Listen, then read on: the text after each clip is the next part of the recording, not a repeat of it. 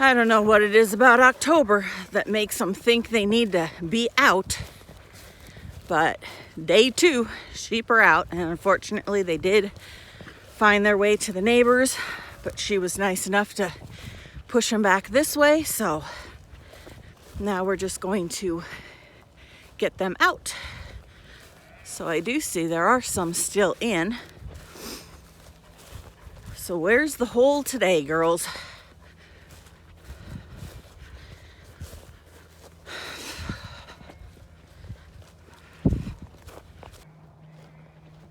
Now, I will admit, I really hate taking them out this way because we don't have a fence. So when they go out the gate, they have the chance to turn into that one field that we used to have the silage pits in, and they always want to turn that way. There's no fencing on that side. We still haven't got it up, so then they can go right into the other neighbors. So I'm hoping that they're going to be smart and just go straight through the fence or straight through the gate and not make my life more difficult than it already is. On the plus side, this is not where they came out, because it is all still right where I left it. Okay, they went the way they were supposed to go. However, I don't know where they're headed, and I literally have gates open everywhere. Oh, sister, you got lost. Okay, I got one up here that apparently she got stuck in the trees. I don't know, but now she's coming. And I hate driving the bike through the hayfield. Here, June, this way. Let her go past. And so I walked from the other end down to this end. My husband never gets off the bike. He rides it everywhere. I do not. I would rather be able to maneuver quickly with my own 2 little legs. But now it means I have to walk all the way back, get the bike, shut those gates that I opened on the other side of the hayfield, shut this gate, and then go and shut the gate that I opened out back into the neighbors, because I wasn't sure which way these guys were gonna go. I didn't realize that my neighbor had pushed them back. Super sweet of her, adore her. Appreciate the phone call from her because I had not made it out here yet this morning. So I have absolutely no idea where the sheep have gone. Oh, I need more of me and less wide open spaces. I'm well aware. I am nowhere near as fast on my 2 little legs as the sheep are on their 4 legs. But I can maneuver a lot faster than I can on that bike. Even when him and I are pushing sheep, I always get off because I can't. I just move better than when I'm on that bike. But it does beg the question, if God put us in charge of the animals, why'd he make it so they could outrun us? Okay, all gates are now shut. There are still about a dozen sheep in the slough, which I need to get out, and that one that I thought had gone past me to go out. Apparently she didn't. I saw her walking back the other direction as I was shutting gates, but I needed to shut this one here, going over to the neighbors before the sheep got here, and they were making their way. I had to blow around them. This is all water that is coming from the lake that is on the other side of this bank. This is leak number 2. Thanks, June. We are documenting as best we can, making sure the canal company is aware. So yes, this is the second leak in the lake bank. If this blows, not only will we lose the farm, the sheep, the buildings, the house, but we will lose ourselves as well. And I don't know that there really is a way to fix it, short of draining the lake and rebuilding. And I don't know that money, time, care is in consideration at all for the canal company. So we just keep doing what we're doing and leave it in God's hands. But at least the sheep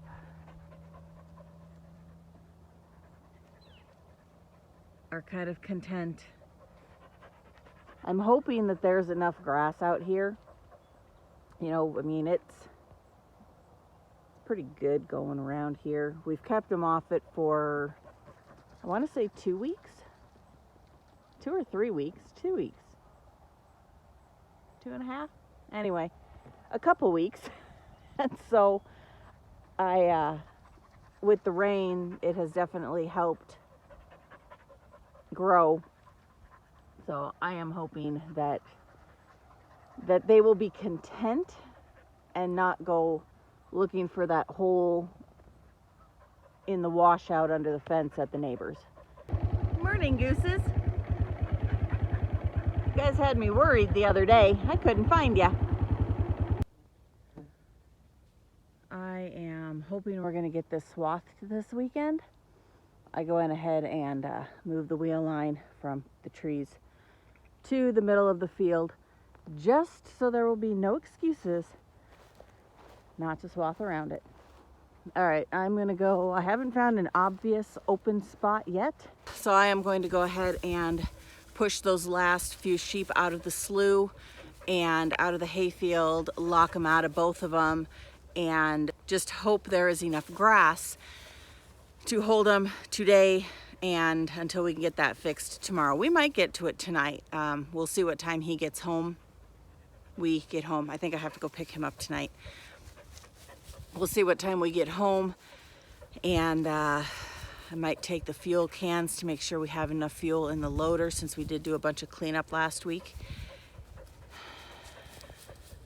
Yeah, I'm gonna go with that plan for now. Okay, don't come to me. There you go. Let's keep heading out. Come on. I can hear that other ewe. I just can't see her. Come on. No, really, you too. Come on. You guys are too friendly. I don't really want to send the dog after you, but hi, darling. Come on, girls. Come on, girls.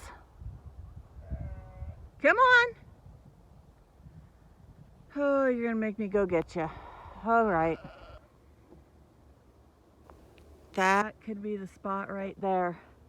This tree came down right on the fence line. I'll bet that's where they got out. Well, that didn't work.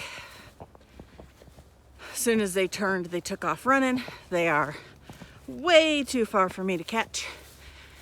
So I guess I just hope that they don't come through this hole and that they will go back into the hayfield and I can get them out eventually today. But I'm not going to waste my entire day trying to chase those 8. I think I mentioned yesterday that I had taken that lamb up to the house. That lamb.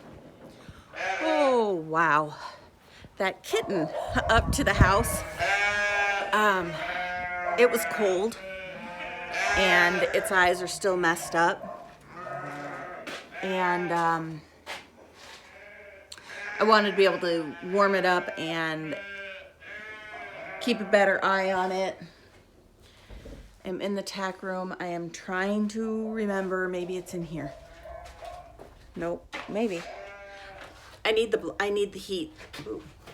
I need the heat warmer. I need the heat pad that we use for the lambs. He is still really, really cold, and now he's not eating. So he's wrapped in a blanket and a jacket right now, but he's had like 3 syringes full of food since yesterday at noon. And we're at 3 o'clock today, so I have to find something. I want the heat pad to warm him up, and I think it's in here.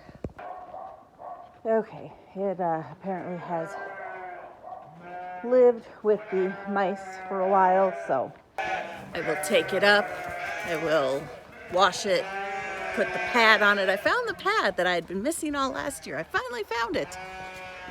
We'll go ahead. I hate this car.